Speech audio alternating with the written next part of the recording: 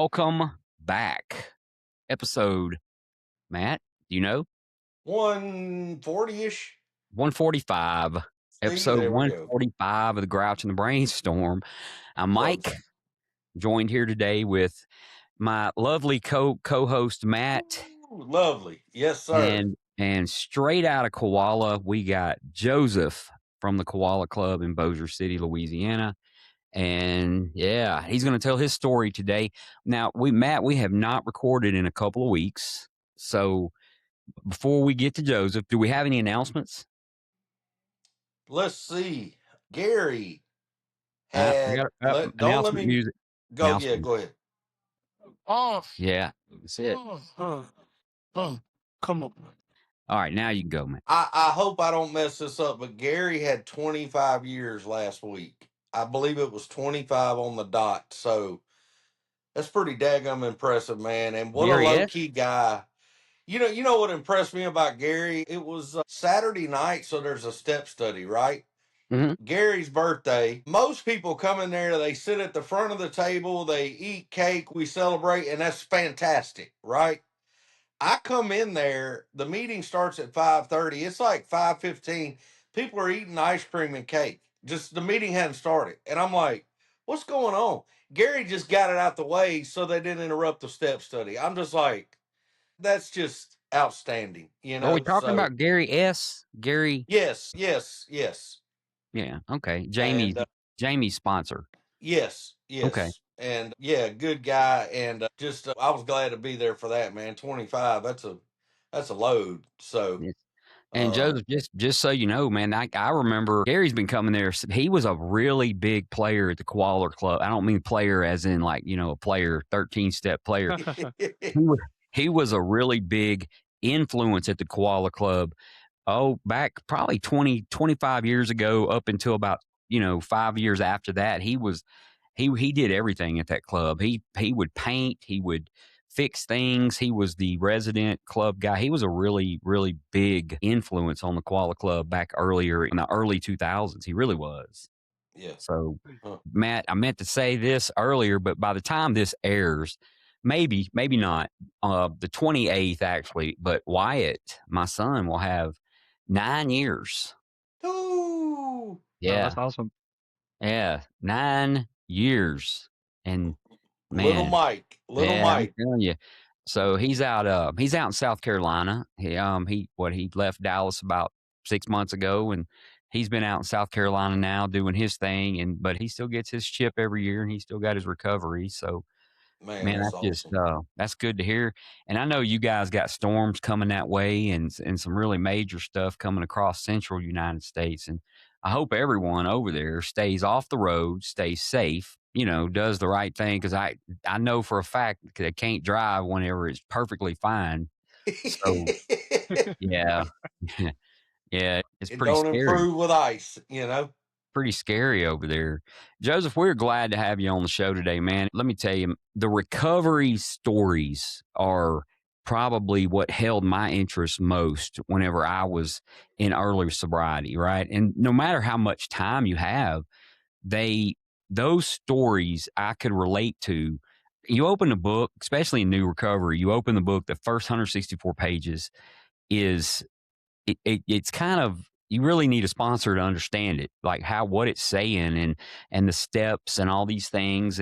But you get to the recovery stories in the back, right? And those are the ones where you can say, not me. I never did that. I wasn't that bad. And, you could talk yourself out of alcoholism really quick, but they held me, because if you read more than one, obviously there's going to be a lot of similarities, whether we want to admit it or not. And whenever we get our friends that are members of Alcoholics Anonymous or any recovery group really that have some recovery, it's the stories that grab us. It really is. And that we can relate to that more than we can. Sometimes some people can go straight to that first 164 and just go right to it, but we can relate to those. They have the depth and weight that we need in order to, get through or at least get started. So we appreciate you being here. Matt will introduce you a little bit if he knows anything about you. And if you don't, well, he'll just tell you, he'll make up something, fishing. Yeah, I'll make up stuff. So he's a pilot. No, I'm kidding. I don't know. Yeah. The astronaut. Yeah, yeah, he flies jet. No, I will tell you this. Just thinking about, I was thinking about this week, Joseph. So we were joking about your sponsor, Brad, before this, right? Who's a great guy, like one of my favorite people. But that makes on the sponsor tree, that makes my sponsor your great grand sponsor or something like that. So we're like sponsor cousins. I don't know what that exactly means in the AA tree, but you come from good stock. I'll say that as far as the program goes. There's a bunch of hammers down the line right there. But yeah, man, you're coming up on a year. I went into the club last week and Joseph said, "Hey, let me holler at you. Man, my sponsor told me I need to get on this podcast." And I said, "Who's your sponsor?" He said, "Brad." I said, "First off, you got to tell Brad to get on the daggone podcast, you know?" But anyway, I said, "Absolutely, man. We want to get you on. So I'm going to let you take it away and go to town." Well, I'm sure that there's a family tree that can be put up somewhere at the Koala Club, and I'm sure it would look pretty ugly with some some stuff on there, but I'm sure you Yeah. could make one up. Yeah. Yeah. Well, I guess a little bit about me. If I'm going to tell my story, I guess I'll just start from, my childhood. So I was born and raised in Heflin, Louisiana, Southwestern Parish, rural area. But I oftentimes tell people that, I'm from Minden, Louisiana, because that's basically where we lived life and went to school and worked and went to church and all that good stuff. And so, if I have to tell you where I'm from, I often just tell people Minden. But anyways, I grew up, you know, big family, very conservative, politically and otherwise, I guess you could say. And when I was very young, when I was about 5 years old, my father passed away from leukemia. And so that really like pushed me, my brother, and my mother all really close together. And then, not long after that, my mother got cancer and she ended up having some other illnesses go on. And there was a time where she spent like 70 days in the hospital. I'm in the ICU, had to learn how to walk again. Just really, really, really rough time with health in my family when I was young. And so as I was growing up, we spent a lot of time in church, spent a lot of time with friends growing up, just living life. And alcohol and drugs and things like that were not part of my life at all. It wasn't something I never really thought about. I can only recall a handful of times in my life that I would say, like, I really saw somebody I knew that would drink or have a drink. And so, what I've gone through has been very interesting and very different for my family, I guess you would say. Anyways, so very average, normal life. And fast forward all the way to, I'm graduating high school, I'm getting ready to go to college, and I have no idea what I want to do with my life. And so I go to college and I'll decide that I want to major in psychology, more or less because I wasn't interested in anything else. I knew I didn't want to do math for the rest of my life, and I knew that there were things I didn't want to do. And so I guess psychology was really the only thing that interested me in any sort of way. And so that was the path I took. And, I went to college in Mississippi and not knowing a whole lot of people, I got kind of talked into, hey, man, we got these like fraternities and sororities here. And man, you should come, pledge and be a part of fraternity. It's a really good way to make friends. And, I'm thinking, I grew up with this, sheltered lifestyle. I'm thinking, no, I don't really know that that's for me. Well, I let some people talk me into it. And, being 18 years old, young, dumb, that was when I first started experimenting with alcohol. And so, just going to college parties, things like that, started drinking more frequently, drinking more regularly, and just genuinely thinking that I'm having a good time living any lifestyle that a young man should, and not really seeing any sort of problem with it. Well, as time sort of went by, I started to recognize, man, I think I really, really like this drinking stuff. It really loosens me up. It really makes me feel much better than I feel. when I'm not drinking. When I'm not drinking, I have this, this baseline anxiety that's tough for me to deal with. I'm not a super social person with this, sheltered conservative lifestyle that I've been taught growing up. It makes me feel so much more, higher functioning just to go and have a few drinks. And as time went on, I started to recognize too, man, I sure am drinking a whole lot more than everybody else. I'm really starting to develop a tolerance here compared to some of my compatriots or whatever you want to call them, some of my friends, and how like I could have friends. We could go out on a Friday night, go out to a bar, have a good time, and they could move on and not want to do that again for 5 or 6 weeks. But I wanted to go back out on Saturday night and do it all over again. Oh Oh, yeah. yeah. Um, I want to do it on Sunday night too. And if I can get away with skipping class on Monday, I want to do it on Monday night too. Yeah. Right. Where'd you go to college? Because Where'd you go to school?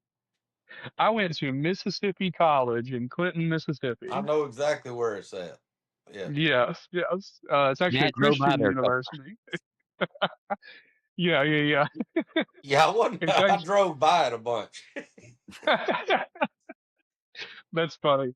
Yeah, if you drive by on I-20, they have a big basketball dome, and it's very reminiscent of the Centenary basketball dome. Like it looks Yeah. almost exactly the same. And so, anyways, that was kind of how I started to build up tolerance and drink more heavily. And at this point in my life, I had yet to really have any significant issues from alcohol use. I might have like a friend that might, buy beer for me. Because keep in mind, I'm not even 21 yet. Like, I might go out with friends. They might buy me drinks, things like that. But I'm yet to have any real serious issues in my life from alcohol. And so, again, kind of moving forward, as I got towards the end of my undergrad, I always tell people, I started to realize, what am I going to do with my life? I've got this psychology degree that I'm about to finish. What am I going to do with an undergraduate degree in psychology? Well, the short answer is not shit. You're not going to do much of anything with an undergraduate degree in psychology. And so I started to think about, well, what in the world am I going to do? And so I decided, I've always enjoyed helping people in some capacity. That's something I've always liked doing. I've always enjoyed higher level thinking types of work. Critical thinking skills were a strong suit of mine. And so I thought, let me, I can stay here at Mississippi College. I can get a master's degree in counseling, and I can be a counselor. Or, that could open up several other paths for me. And so that's what I decided to do. And so I enrolled in grad school. I moved into a house with probably 4 or 5 other friends, all around the age of 22 years old, which was just a genius idea. I Yeah. mean, that place was spotless, as you can imagine. Reality was it was pretty rough. It was a pretty rough place, like 3 bedroom place. We had 4 or 5 people staying there, and you can imagine kind of how that went. And so I was going to grad school, taking classes at night. I had like a little job I was working like during the day when I didn't have classes. And so I was working at a really interesting job at a place that's called Crown Hardware in Clinton, Mississippi. And they make like really intricate and nice like curtain rods and curtain fixtures. And the guy who owned it, brought me in, and he loved to employ college students, and brought me in, paid me like $12 an hour, which I thought was so amazing at the time. $12 an hour, wow, to come basically hit start and stop on a CNC machine. Hit start, let it run, take the thing out, put the new piece in, hit start again. And so I put a little money in my pocket, and now I'm in grad school. I'm taking classes at night, and I'm spending a lot more time alone. And my drinking is continuing to slowly but surely increase. And at this point, I'm starting to really start to see some like negative impacts to my drinking. I'm waking up with bad hangovers, making it to work barely on time. Um, Staying up way too late at night drinking. I was never much of a liquor drinker, but I'm going and buying a 12 pack of beer and I'm finishing that 12 pack of beer and I'm thinking I could drink a few more, right? I'm going to buy a few more and I'm going to drink a few more. And so my tolerance just got super, super high. And that's when I really started the whole all through grad school kind of looked like this roller coaster where my drinking would get really, really heavy to the point where I'd say, okay, this is starting to get really bad. I need to stop. And I would have periodic sobriety for 1, 2, 3 weeks and then talk myself into the same old hole of it's really not that bad. I'm not Mhm.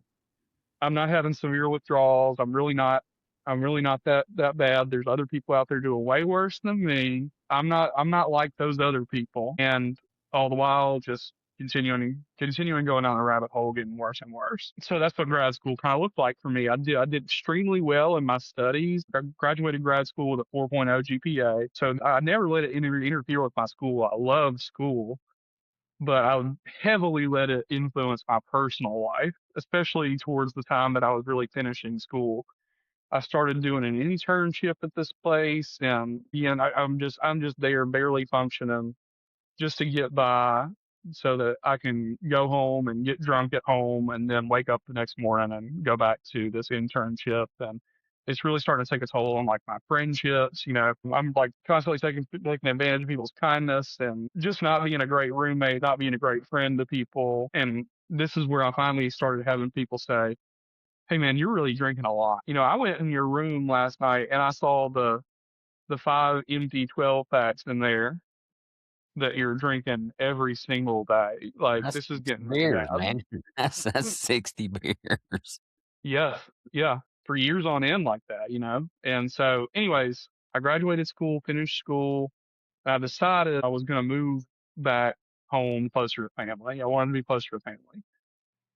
And so I moved back here to Bossier. I get a job and I eventually started working at a hospital. And so I am at this point I am a provisionally licensed professional counselor. So I am licensed by the board in Louisiana, all that good stuff. And I've got a supervisor that I go see, you know, once a week, every single week. I'm accumulating hours to get my licensure, all the while, again, going up and down this roller coaster of really, really heavy drinking with intermittent periods of, you know, sobriety. And thinking all the while, I tell people this all the time. I told myself for so long, years it felt like, man, if I could just quit drinking, everything would be okay. My life would get better if I could just quit drinking. Little did I know that drinking was just a symptom of the overall problem. And so I worked at a local hospital, and again, I did great at my job. I love my job as a counselor, and literally going to work and talking to, you know, addicts about how to get clean, and I'm going home getting blackout drunk and wake up the next morning and do the same thing over and over and over again. It honestly felt like an episode of Twilight Zone sometimes, where it was like, I know the things, I know the things to say, I know how it works. When I was in grad school, I took a class in addiction counseling where we had to go to AA meetings and learn all about AA, and sitting there and thinking, man, I'm different than all these people, and then going home and drinking, right? And so I did that for probably, I would say about 2 years until, you know, I went through my whole process. I'm now a full LPC, fully licensed. And I met my now wife and we got married in October of 24. And at that time, I was kind of in, I guess I'll call it one of those lulls where I was, you know, I had really cut back on my drinking and I felt like I was doing pretty good. And I was at the low point in the roller coaster. And so we got married and we were trying to decide what the heck we want to do for our honeymoon. And we decided that we want to do a cruise. We're going to go on a Norwegian cruise. We ended up going to Cozumel, Belize, a 7 day cruise. We had 4 different stops and it was awesome. And what we decided to do was we both bought the drink package. You could spend like $200 a person and get unlimited drinks of, you know, whatever kind you wanted, including alcohol. And my God, I mean, I shut that shit down myself probably. That whole shit was probably shut down. They're probably thinking, man, here comes this guy again. Golly. And just drank so heavy for our whole honeymoon. Now, I would say it didn't significantly affect anything when it comes to our honeymoon, but my wife may say something different. I'm not sure. But anyways, as we got back into our marriage. You get back off the honeymoon, it's time to start living life. It's time to live life together, learn how to live together, all that good stuff. And I'm still drinking. I'm heavy drinking. And my literally day in, day out is get up, go to work, do my job well enough to get by, do everything I got to get done, come home, drink. And it finally got to the point where I was starting to say, okay, I've really got to change something. I'm really tired of this. And so I remember sometime in January there of 25, January of 25, I guess it was, I was listening to a podcast and, I'm a big podcast listener and I was listening to this podcast, TiVo's Wild Ride, if you've Yeah. ever heard of it. Great Yeah. Mm-hmm. podcast. Yep. And, I'm a big fan of the Jackass movies. I've seen them all. And to me, Steve-O was kind of a big inspiration. I was thinking, man, if the promises talk about, no matter how far down the The ladder scale. we've gone, or Yep. no matter how far down the scale we've gone, and I was thinking, man, Steve-O found the bottom of the scale, so if he can come back, I don't know who can. And so he was doing this podcast and he was talking to this guy in this conversation piece he had. And he was talking about basically, I'm paraphrasing here, but he was talking about, a lot of stuff for many people out there. The saddest thing about alcoholism and addiction in general is not all the people who've hit rock bottom. It's all the people who are bad enough addicts that they let addiction destroy any potential in their lives. They just do enough to get by, and instead of being great people, they're just fine and they just get by and they never do anything amazing with their lives. And I remember hearing that and I said, holy shit, that's me. That is me in a nutshell. I've never been arrested. If I'm trying to compare myself to other people in recovery, it's easy for me to say, oh, I'm not like them. It's not that bad, but it is destroying any potential in my life. And I remember one night, and at this point, I'm just like depressed, I'm downtrodden, And I tell my wife one night, we're laying in bed, and I'm just like, I ain't just depressed. I just feel down, depressed, sad. I don't know what to do about it anymore. And she said, well, I'm not surprised because you're drinking literally every day. I'm not surprised you feel that way. And I was like, well, man, why haven't you said something? He was like, well, I did. And you told me to quit nagging you. And I was like, oh my God, I don't even remember that. That's not me. I don't say those kind of things, and so that was kind of the conversation right there where I was like, something has got to change. And so of course I thought, well, I just need to cut down on my drinking. I don't need to quit. I just need to cut down, right? First thought of many. Yeah. Right. I can still successfully drink. I just got to cut it down a little bit, right? And so I finally decided, let me go up to the Koala Pub. I drive by it literally every day. Let me go up to the Koala Pub for one of these meetings. I talked to my wife about it. I said, I don't know.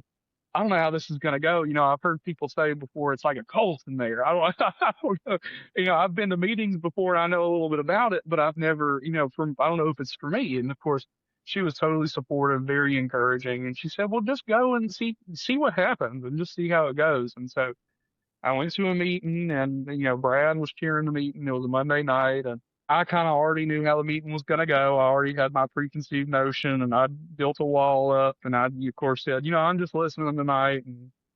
But I decided I wanted to come back the next week. And I'll never forget, too, I just thought it was amazing when I said, hey, I'm Joe. I'm just going to listen tonight.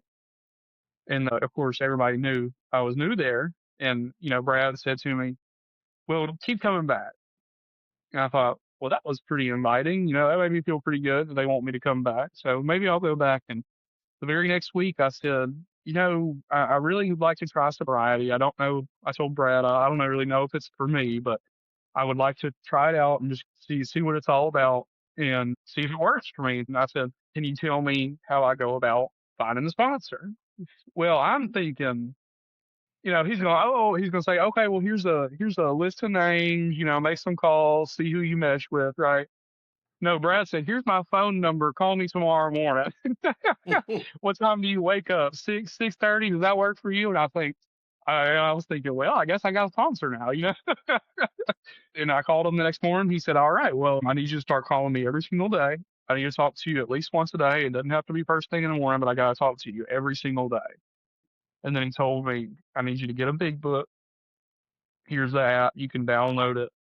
And I need you to start reading it. Just start with chapter one, and we'll get together at some point and we'll work the steps. We'll start with step one, and we'll just go through it and see what it's all, and see if it works for you. And I said, okay, well, and it has worked wonders in my life. It has changed who I am as a man. It's helped me recognize that drinking was not my problem, that I was the problem. I was the one causing all of that. And it's helped me take so much more responsibility in my life. It's helped me take things one day at a time, and it's even helped me change careers to something I enjoy so much more now.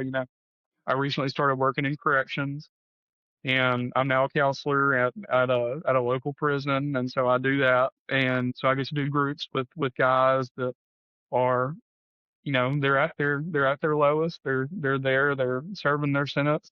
They're trying to learn how to go back out and not do the same things they were doing. And so I get to kind of share my experience with them a little bit and work through some different things with them. And I love it. And so AA and my higher power is giving me, it's giving me everything. It's giving me my life back. It truly has. So Joe's, what's your wife think about it? she is very, very thankful for it. I know that we are a young married couple. We're just over a year, so we're still learning how to live life together, if you will. And but our relationship is, you know, leagues better than it was after we had first gotten married. So she's just overall very thankful for it. Yeah, Has she very gone to any supportive. meetings with you? Has she been to any meetings at all? She has. She went to one meeting with me several months ago. She went to a 5:30 meeting with me. And now she says she doesn't want to go back, not because she didn't like it, but she stumbled over her words, and she said, I'm Joseph and that's Shelby. She stumbled over her words, and so now she's embarrassed. Oh God. Yeah. Yeah. Man, if you've seen some of the stuff we've seen in that half past five meeting over the past 15 years, and that she'd be perfectly fine. And it's natural to be nervous. And I would imagine, I've never been in there as a spouse or a significant other, but I would imagine that it's got to be nerve wracking. You especially, your Mhm. husband or boyfriend or girlfriend, whatever, they go and they see these people every day, and then they come home, and then the change starts to happen, right? And now you're going to go see what's up. You feel kind of like everybody's looking at you, but man, I tell anybody this, everybody's thinking about themselves. That's that's just what it is. Everybody ain't nobody thinking about you. Ain't so I And two, the Koala Club's great about the Al Anon stuff they have, and they actually started a codependent CODA meeting recently on Mhm. Saturdays, and I think it's going really well. And it's definitely a family deal. At Mhm. the end of the day. And let me ask you this: so you were at Mississippi College. Did you ever darken the door of Pops around the corner? No, I never did. I never did. But See, I've that's been to why you're Pops still plenty of alive. times. Cause we used to shut that place down. It was a rough spot. But I was curious about that. That's kind of a old Jackson Mhm. hellhole, for lack of a better word. I mean, it Yeah, just ain't yeah. nothing nice about that place. So that's one of them places, man. When you go in, the bouncer goes, "You don't have any guns on you, do you?" And you go, "No, sir." And he goes, "Well, here, take mine. You're gonna need one." So, and I ain't joking neither. But anyway, yeah, Pops was a legendary spot back in the day. But yeah, something that kind of made me smile, man, is Brad being in that Monday night meeting, your sponsor, right? And we were talking about before this thing. So Bobby sponsored a guy named Cal and myself when he first came in. We were about the same time, and he's still our sponsor. And Cal started sponsoring a guy named Chris, and Chris started sponsoring a guy named Brad, and he sponsored you. The point of all that being is all those guys that I just named, except Bobby, but me, Cal, all of us, have chaired that 8 o'clock Monday night meeting for Well, months at a time. hey, It's we were kind of having a that tour of conversation, duty, Matt. and so that just kind of made me smile thinking about Brad doing that, because I remember chairing when Brad came in and asked me about sponsoring. So, so that's pretty cool, man. He started there too. And it works real good when we tell folks exactly what we did and teach them how we did it. That's the best way to do this thing, is example. So, but man, you're awesome for coming on and doing this. And I do wish your sponsor get his butt out of, like having a family life and stuff like that, and get benefiting from all the promises, and take a little break and come on here with us. But he's a good guy. You got a good sponsor. Yeah, and actually, I'm proud of him for the way he handled that situation. I've only had one in the past that I've actually said, "Hey, I'm going to be your sponsor." Out of all the folks that I've worked with over the years, I've only had one. And I think if you listen to Joe's story, Matt, you'll hear, our big book talks about that the real measure or the real demonstration of our principles lies in our homes, occupations, and affairs, right? And that's where you see the steps in action. And you even talked about how you found a job now that you like, and that and it obviously is helping people. And so that's just, and then your wife's happy now, or you never said she was unhappy. She might have been, you might not have to ever know. Trust me, I knew every time mine wasn't. So did Yeah. everybody else in the neighborhood. But homes, occupations, and affairs that's where it shows up. The real this is why we do it. To live a better life, to be a better person, and you being a counselor, man, that's just a plus. You know, and 60 beers a lot of beer. I definitely. It's really, though, when you cross the Mississippi River into Mississippi, that's really like 45 beers there, to be honest. I mean, they I count on mean, I different, get it. so I not get it. And I quite had a 60. I had a But guy in down in New Orleans, and last I heard he was still sober. But when he came in, he was drinking, upwards of 60, I think, a day, maybe closer to 75, 100. And, he tapered down to, 17 and 12 and 6, and, which is actually probably a safer way to handle that. That's a lot. But, and some people do. They go to college and they live that kind of life, and they get out of college and it all just kind of behind them and goes away. And then there's people like me who it just don't ever go away no matter what we try to do, and we're the ones that find recovery. And I went to the Koala Club, believe it or not, the very first time in the year 2000, and I got sober in 2011. So for 11 years, I was looking for something that didn't exist, which was an excuse to not, to keep drinking. And I never found it. Eventually, just life got so bad, I went back to the Koala Club, and thank God I did. That was my home for many, many, many years. And I know Matt, that's his, and he ventured out. I was mainly a 5:30 guy. I'd go to lunch bunch ever so often, but the 5:30. I still do the finances for the 5:30. Believe it or not. yeah, yeah, I'm, yeah, you're in I'm, Nevada. You might be an I, alcoholic if you let a dude in Nevada do your finances. I have been the treasurer of a 5:30 group since 2013, 12 years. Mike's like, I got to fly over there so I can print out the report. I'm like, Jesus.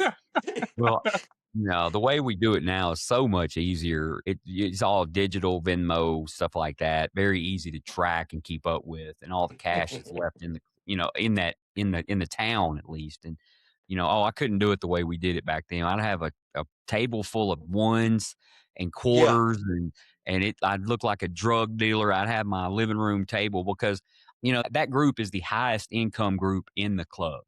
So you gather over a month's time, you gather a fairly large amount and dollar then you got to bills.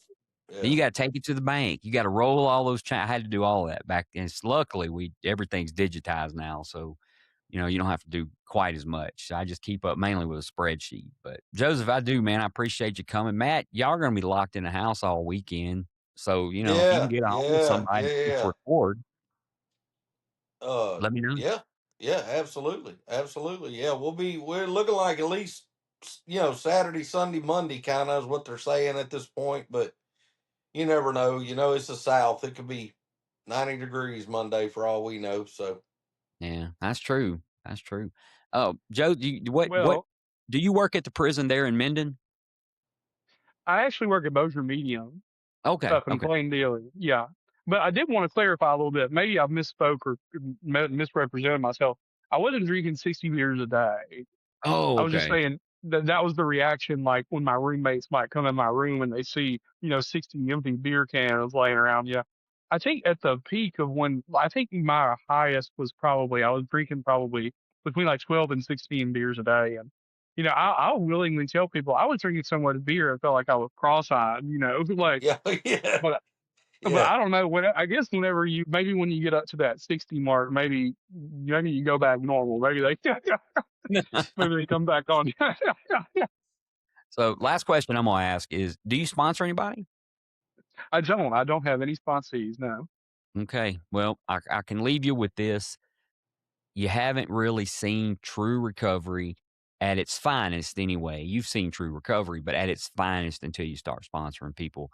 And then for some reason that circle of recovery comes full, and it's probably one of the most amazing feelings that you ever have, having someone to sponsor and be that close with. And then when they start sponsoring people and you start going, wow, man, who is this? Kind of like Brad sees with you. So, And it's um, cool for us too to, like I said, I remember Brad sitting in an 8 o'clock.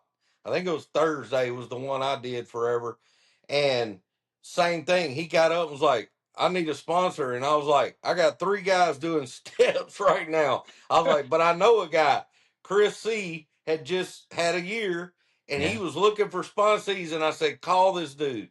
He called them, and away they went. And to this day, I always go, "Did you wish I messed with him about Chris?"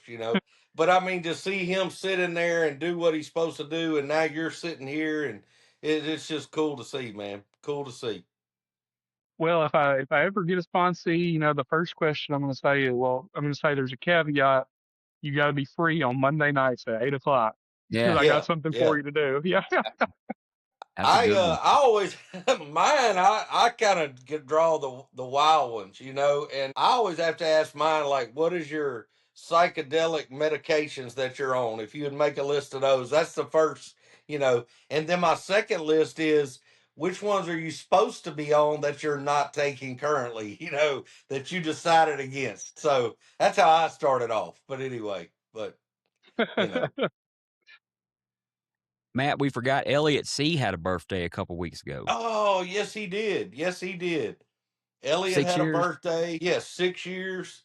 And talk about another guy that's just low key, and does everything that somebody asks of him in that club in sobriety, from phone calls to 12-step calls. I mean, like, this dude will go get them and bring them in. I mean, he's not, and I'll say it here. I didn't say it at the meeting the other day, but he puts his money where his mouth is too. And if we need something at the club, I can go say, "Hey, man, we need XYZ," and he's like, "Well, how much do you need?" And he's in a position to do that. But just because you are doesn't mean that your heart's there. And I mean, Elliot's that dude. Yeah. So glad to see him get 6 years, man. He's a good guy. Randy T will have 30 years in less than a month. Oh my gosh. February So that 20th, means 1996. Yep. he's gonna chair his annual meeting, because I Yep. always know when it's his birthday because he chairs. It's the only time. Only time. That's it. So, a lot of good stuff coming. And I was thinking of something. I think when he told the story about being a counselor, talking to people, the only other person I've ever heard do that is Coleman R., who has his own music every time we mention his name. And so Coleman R. actually used to do that too. He was a counselor that did that. So, Coleman, I had a interaction through a third party with him earlier this week, and Coleman's still Coleman. I'm here to report that. So I was invited to asked to go to chair a meeting with Coleman somewhere, and I couldn't do it. But anyway, yeah, Coleman, he's still Coleman. He's out there Colemaning. So He's about 10 episodes ago, wasn't it? yeah, probably farther than that. Yeah, Coleman is one of a kind. There's only one, thank God. So Okay. Well, can you think of anything else we're forgetting before we let Joe get back to his life?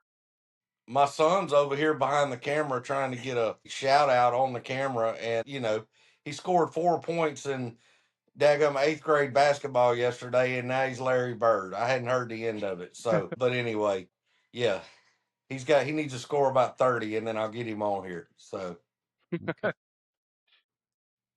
Well, guys, appreciate you, Joseph. Matt, thanks again for being here. And we will see you pretty soon, Matt. Joseph, look forward to seeing you in the future. Best of luck with your recovery. Hopefully soon you'll get that sponsee and you'll understand what it's like to be a sponsor. But for now, from Bossier City, Louisiana, and Reno, Nevada, we have been the Grouch and the Brainstorm.